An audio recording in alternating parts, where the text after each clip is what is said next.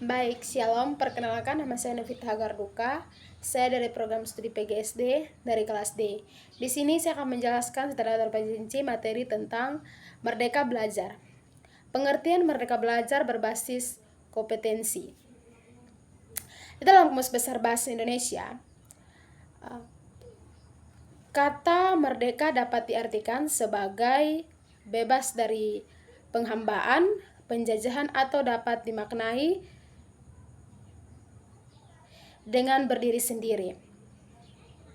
Dalam konteks ini, merdeka sama saja dengan kelulusan untuk berpikir secara bebas dan membentuk nasibnya sendiri.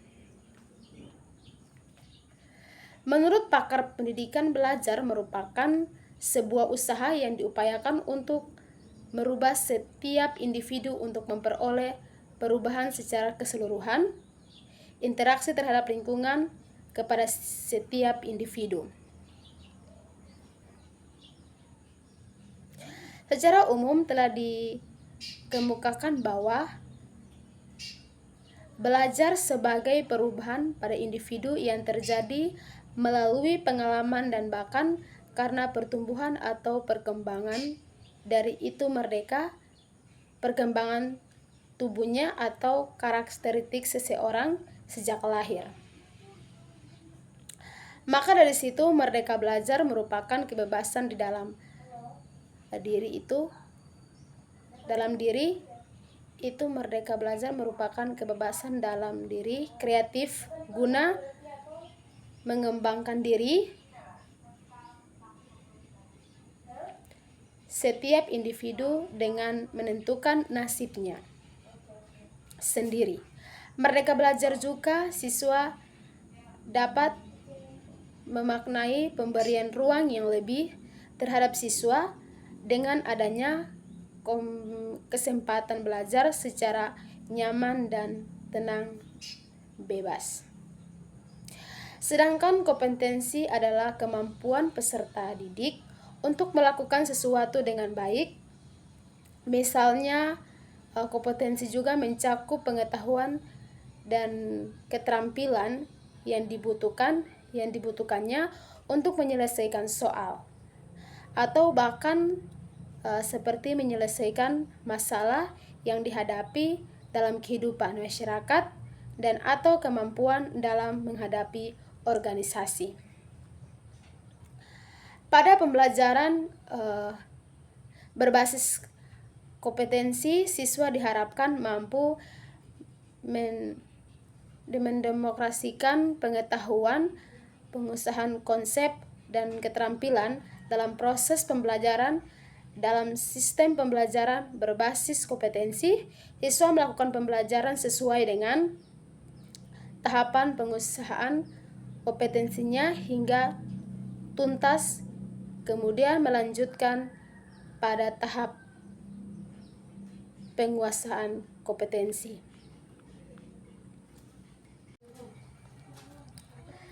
Baik, di sini ada 4 pokok merdeka belajar. Yang pertama, ujian sekolah berstandar nasional USBN. Ujian yang dilakukan untuk menilai kompetensi siswa dan siswi dalam bentuk teks tulisan atau bentuk penilaian lainnya yang lebih kompetitif. Misal profesional dalam penulisan, tugas kelompok, karya tulis, dan sebagainya. Baik, yang berikut ujian nasional UN. Penyelenggaraan UN yang selama ini terjadi akan diubah menjadi ASEAN kompetensi, minimum dan survei karakter yang terdiri dari kemampuan bernalar menggunakan bahasa, ilustrasi, kemampuan bernalar menggunakan matematika, numerisi, dan menggunakan pendidikan karakter. Baik, yang ketiga, rencana pelaksanaan pembelajaran RPP. Format penyusunan RPP di mana para guru bebas dapat memilih, membuat, menggunakan, dan membagikan forum RPP. 3 komponen ini RPP sendiri terdiri dari 7 pembelajaran, kegiatan pembelajaran, dan asesmen. Penulisan RPP pun dilakukan dengan efisien dan efektif dengan mengatasi jumlah maksimum halaman sebanyak 1 lembar saja. Baik, yang berikut, yang keempat, peraturan penerimaan pendidikan peserta didik baru PPDB dengan sistem zonasi. Penerimaan PPDB sistem zonasi bertujuan untuk mengkoordinasi keterampilan ASEAN dan kualitas di berbagai daerah. Aturan tersebut mengatur komposisi jalur zonasi dan dapat menerima siswa minimal 10%, jalur efisiensi minimal 15%, dan jalur perpindahan minimal 5%, sedangkan jalur peserta disiapkan 0-30%. Disesuaikan dengan kondisi daerah, dan disinilah fungsi diberi bentuk kemerdekaan siswa dalam belajar. Siswi dibebaskan untuk berpikir kreatif